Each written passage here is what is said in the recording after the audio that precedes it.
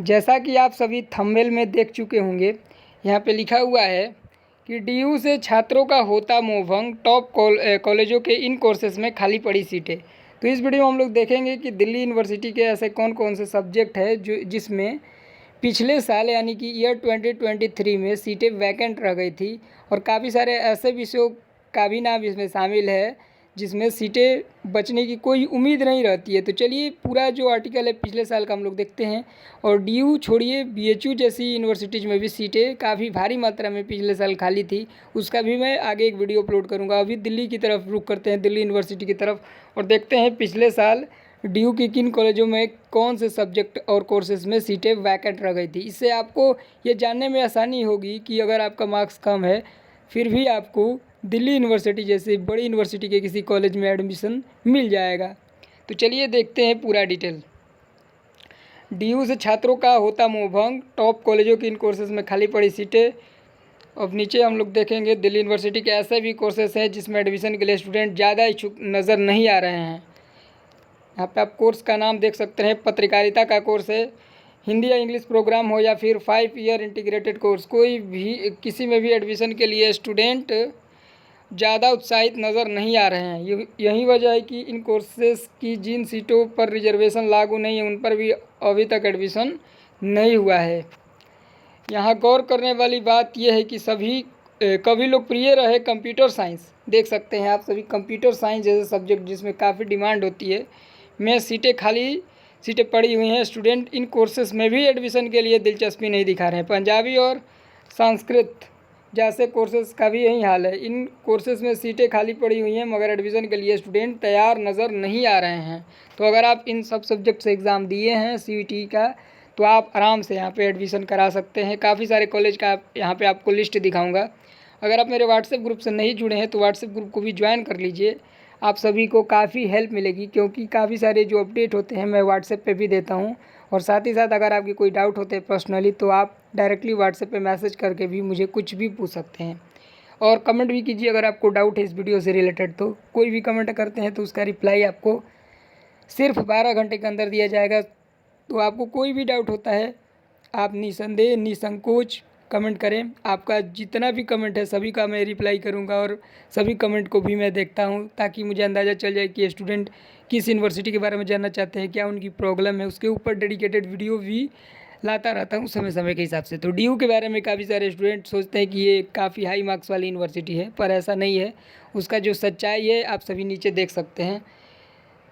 अगर हम कोर्सेज़ की गाइज बात करें तो आप देख सकते हैं दिल्ली स्कूल ऑफ जर्नलिज्म 22 सीटें यहाँ पे खाली रह गई थी। ये अंतिम राउंड के काउंसलिंग की बात की मैं डाटा दिखा रहा हूँ, ऐसा नहीं है कि ये 1-2 राउंड के बाद ही ऐसी स्थिति थी। काफ़ी सारे राउंड होते हैं, उसके बाद अंत में जो सीटें बच गई थी, एडमिशन लाख कोशिश करने के बाद भी नहीं हुआ था, उसके बाद का ये स्थिति है। तो आप समझ सकते हैं कि काफ़ी ज़्यादा सीट खाली रहती है। और इन कोर्सेज़ को आप टारगेट भी कर सकते हैं अगर आपने एग्ज़ाम दिया है तो। ये यूजी और पीजी दोनों पे लागू है। Delhi college of art and commerce, यहाँ पे भी 4 सीटें वैकेंट रह गई थी। इंद्रप्रस्थ कॉलेज फॉर वुमेंस 8 सीटें यहाँ पर भी वैकेंट रह गई थी। भारती कॉलेज में 9 और कलिंदी कॉलेज में आपका 6 सीट वैकेंट रह गई थी। ये सभी अच्छे कॉलेज में आते हैं। ध्यान देने वाली बात ये है कि ये सारे जो कॉलेजेस हैं ये काफ़ी अच्छे नामी कॉलेज हैं।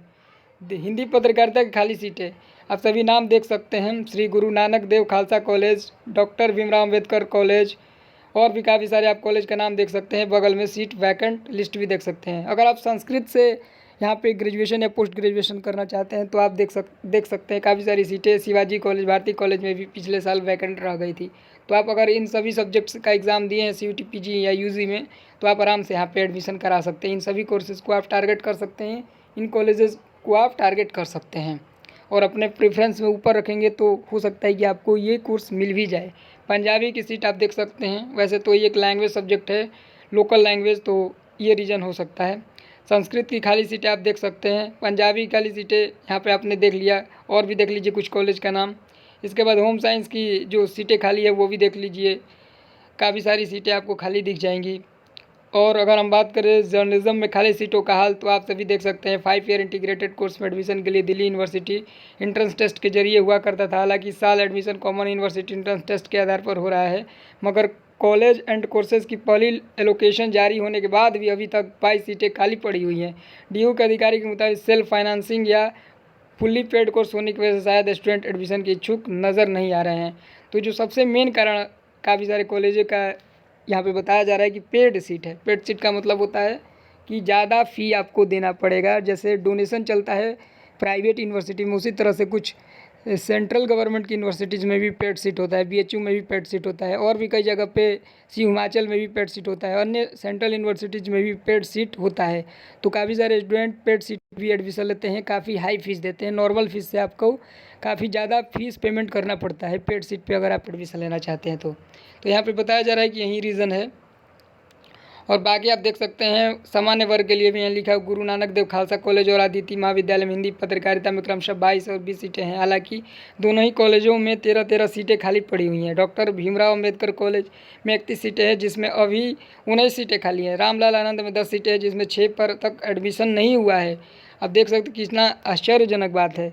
अगर आप जो कॉलेज देख रहे हैं, अगर आपने इन सारे सब्जेक्ट का एग्ज़ाम दिया है, इसके बायोंड भी काफ़ी सारे सब्जेक्ट का एग्ज़ाम अगर आपने दिया है जो मैंने दिखाया है, तो लास्ट राउंड तक जो सीट है वो वैकेंट रहती है। काफ़ी सारे जगहों पे पिछले साल मैंने देखा था कि इसी तरह का हाल चल रहा था। बीएचयू जैसी यूनिवर्सिटीज़ में पिछले साल मैंने देखा था कि 5000 से भी ज़्यादा यानी कि 5000 से भी ज़्यादा सीटें जो है वैकेंट रह गई थी। इसके ऊपर भी मैं आगे आपको एक डिटेल वीडियो लाऊंगा जिसमें आपको बताऊंगा क्यों खाली रह गई थी। और वहाँ पे जो सीटें भरने का सिलसिला था वो मॉपअप राउंड के बाद भी कुछ सीटें नहीं भर पाई थी। तो ये हाल है बड़ी यूनिवर्सिटीज़ का। आप समझ सकते हैं कि जो एवरेज यूनिवर्सिटी है उसका क्या हाल रहने वाला है। आशा करता हूँ कि इस वीडियो में जो डीयू से रिलेटेड मैंने जानकारी आपको दी है इससे आपको काफ़ी मोटिवेशन मिली होगी। अगर आपका लो मार्क्स है तो लो मार्क्स है, आपको घबराना नहीं है, आप मेरे कॉन्टैक्ट में बने रहिए। कहीं ना कहीं मैं आपका एडमिशन ज़रूर करा दूँगा आपको मैं गाइड करके। और पिछले साल मैंने काफ़ी सारे स्टूडेंट को गाइड किया था जिसमें काफ़ी सारे स्टूडेंट का कहीं ना कहीं सिलेक्शन भी हुआ था। और ये जितनी भी मैं गाइडेंस वीडियो प्रोवाइड कराता हूँ या पर्सनली बात भी मुझसे कर सकते हैं अगर ज़्यादा ज़रूरी है तो वो सारी जो सुविधा है वो पूरी तरह से निःशुल्क है यानी कि फ्री है। कोई भी डाउट होता है निस्संदेह आप मुझसे पूछ सकते हैं। चलिए इस वीडियो में बस इतना ही। Thank you for watching this video. Have a nice day.